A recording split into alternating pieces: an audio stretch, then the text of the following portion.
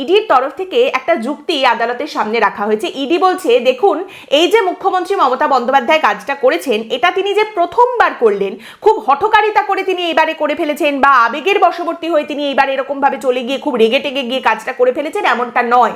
এটা কিন্তু মুখ্যমন্ত্রী মমতা বন্দ্যোপাধ্যায়ের একটা এস্টাবলিশড প্যাটার্ন।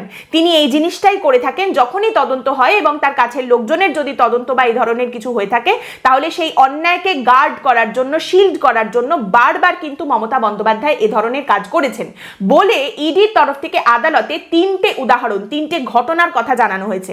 প্রথম 2019-এর 3রা ফেব্রুয়ারি সারদা মামলায় তৎকালীন পুলিশ কমিশনার রাজীব কুমারের বাড়িতে সিবিআই হানার প্রতিবাদে ধর্মতলায় মমতা বন্দ্যোপাধ্যায় ধর্নায় বসেছিলেন।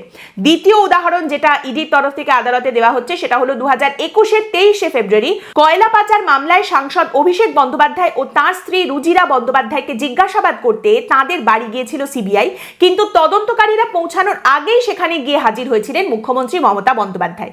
এবং তৃতীয় যে ঘটনাটার উদাহরণ ইডির তরফ থেকে দেওয়া হচ্ছে আদালতে, সেটা হলো 2021-এর 17ই মে নারদা কাণ্ডে গ্রেপ্তার হন ফিরহাদ হাকিম, সুব্রত মুখোপাধ্যায়, মদন মিত্র এবং শোভন চ্যাটার্জি।